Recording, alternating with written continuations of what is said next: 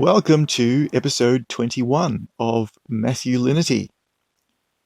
In this episode, I'll be looking at three verses, the verses where Jesus comes to John to be baptized, and John wanted to refuse to baptize Jesus. So the verses 13, 14, and 15 of Matthew chapter 3. So I'll just read those out. Then arrives Jesus from Galilee to the Jordan, to John, to be baptized by him. John was trying to prevent him, saying, I need to be baptized by you, and you're coming to me? Answering, Jesus said to him, Let it be for now, for in this way it is fitting for us to fulfill all righteousness. Then John allowed it.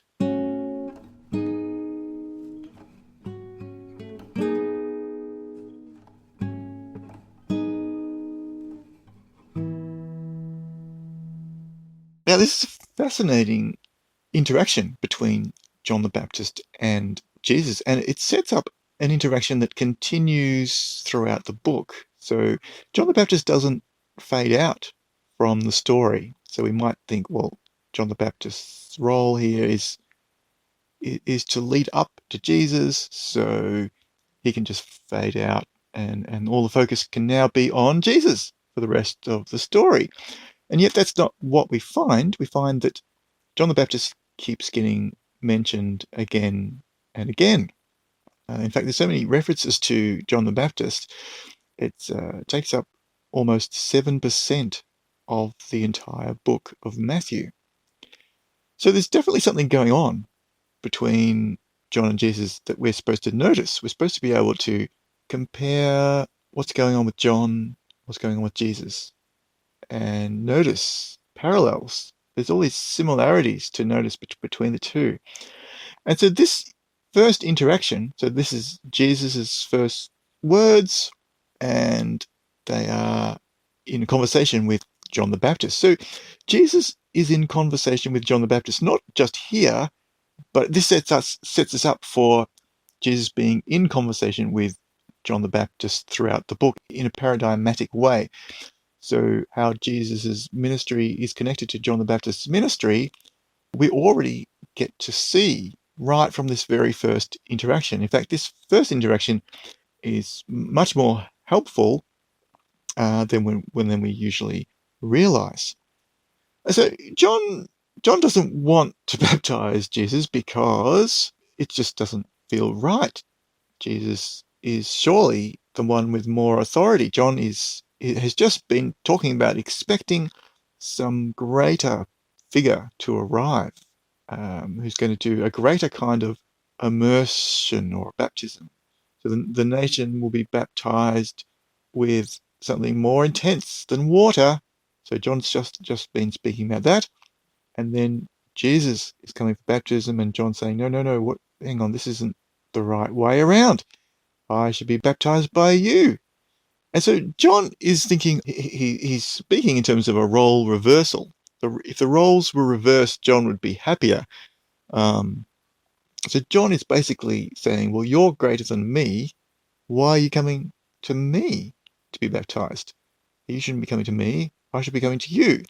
So this role reversal, if the roles were reversed, Jesus would be the one doing the baptisms, and John could just be one of the regular folk who come along to be baptized.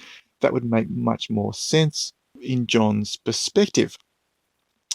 This is really interesting because John is ready, well, according to Matthew, it seems like John is ready to declare Jesus publicly and say, look, this person here is the greater leader, is the one that is going to do greater things, is going to immerse the nation in not just water, but pure Holy Spirit and fire. Like this is the guy that I've been waiting for. John seems to be ready to announce Jesus, although not quite sure whether Matthew would actually go that far and say that John was ready to announce Jesus, but it seems like that's being implied.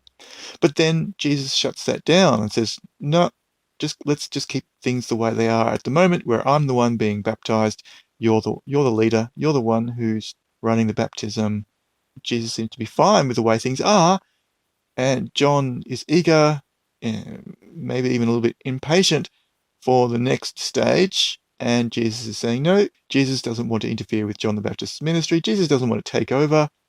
Jesus doesn't want to be announced by John. This seems to be a little bit of a contrast here between what John's expecting to happen and what Jesus is actually doing, and what Jesus is willing to do at this moment. So notice that the words are "for the time being." Jesus says, let it be for the time being. Let it be this way for now. So John's eager for something to change. John's all about change, trying to get the nation to the next step, trying to get the nation ready for the next thing, whatever the next big thing that it is happening. John doesn't quite have a very elaborate picture of exactly how all the different stages will work. It seems to be have quite a blunt, sort of black and white kind of simple idea of, well, there's judgment coming. And Jesus isn't doing what John is expecting. So this is paradigmatic for what we find throughout the book, that Jesus never seems to quite be doing what John the Baptist is expecting.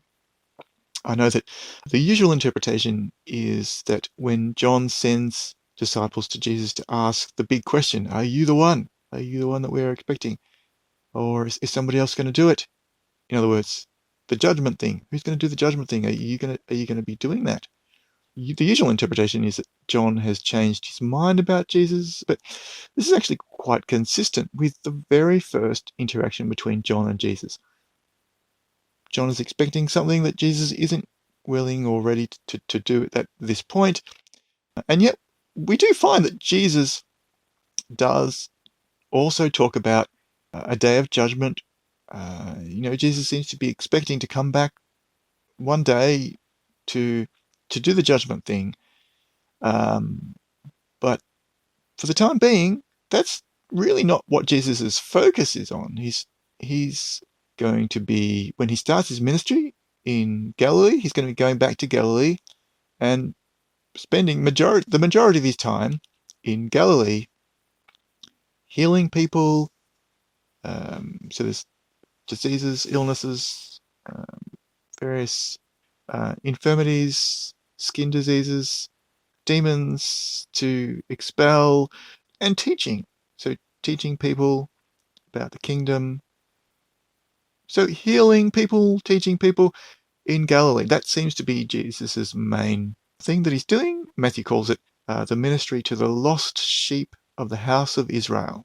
And yeah, that's what Jesus seems to be wanting to spend the majority of his time doing until he's ready to go down to Jerusalem to face death.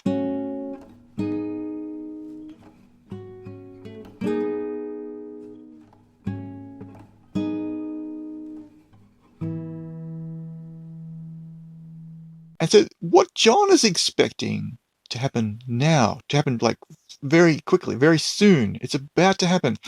This doesn't seem to be the same kind of intention that Jesus has. Jesus doesn't quite match John the Baptist's expectation. We see this right from the very first interaction between John and Jesus. So on the one hand, John is expecting something to happen, and his sights are set on Jesus. Jesus is the main candidate that John has in mind to do these things. And John doesn't really does much from that. He's still, even by chapter 11, he's still thinking, well, maybe it might be Jesus that's going to be doing these things. He doesn't really have a lot of other candidates that he's got in mind, according to Matthew. he hasn't really changed much. It's pretty consistent in what John is expecting. But according to Matthew, John doesn't use the word Messiah. So we often think, oh, yeah, well, everyone's using the word Messiah in the first century. Well, not John the Baptist. According to Matthew, that's not the terminology that John is using. So whether it's true to say, oh, well, but yeah, everyone else is thinking of this term Messiah, Christos, in Greek. John's not happening to use this term. That should actually tell us something. But anyway, even if it's not telling us something about the general expectation, it is telling us about John's expectation. So John's thinking, according to Matthew, in certain ways, and Matthew doesn't quote John the Baptist as using the term Messiah. So the portrayal of John the Baptist in Matthew is really worth studying. It's quite interesting to look at, well, what is the picture of John the Baptist in Matthew? So John the Baptist does not encourage his disciples to switch their allegiance to Jesus. He doesn't encourage them to follow Jesus. Well, Jesus didn't seem to want John to announce him yet, to say, here is the greater leader ready to take over. And Jesus probably has various reasons for that, because Jesus says this is the right thing, whichever way we look at it, to fulfill every righteousness, to in every which way we look at it. So there seem to be multiple reasons why Jesus isn't ready to do what John is expecting just yet. Yeah, so on the one hand, John is being portrayed as, well, he's very eager. He's expecting things which are not entirely incorrect or not entirely correct according to Jesus's perspective. It's a very interesting portrait of John the Baptist. Matthew's holding all of these tensions between John's ministry and Jesus's ministry. How do they connect? Well, Matthew shows there's quite clear connections, quite clear parallels and correspondences between John's ministry and Jesus's ministry. And right from the beginning of Jesus's ministry, well, Jesus hasn't begun his ministry yet, but this is just the transition between, we're about to see the transition between John's ministry coming to a close. Well, it's kind of cut short, because a few verses later, in chapter 4, we hear about Jesus hears that John has been imprisoned. John's been handed over to Herod, and that's the point that Jesus makes his move. So he moves to Capernaum and begins his ministry. So it's all based on, Jesus' timing is based on John the Baptist's ministry coming to an end. Jesus waits until John the Baptist's ministry. So it's about the timing between John the Baptist and Jesus. According to Matthew, there's this timing that Jesus is waiting. He doesn't want to interfere, doesn't want to encroach on John the Baptist's ministry. So John the Baptist's ministry is the prelude to Jesus' ministry. This is the way that Matthew is portraying John the Baptist. Well, there's actually quite a lot of things we could say about Matthew's portrayal of John the Baptist, because there's a lot of material to work with. But just these 3 verses, they actually tell us quite a lot about the interaction between John and Jesus in terms of their ministries and their perspectives of each other. So there's a lot of respect that we can see already for John the Baptist's ministry from the perspective of Jesus. So even though Jesus isn't quite what John the Baptist is expecting, and he's not going to do everything in the right order according to John, in the right way, like in the way that John is expecting, there's still quite a lot of respect for John the Baptist that Jesus has according to Matthew. Yeah, so I think that's all for this episode. Thank you for listening.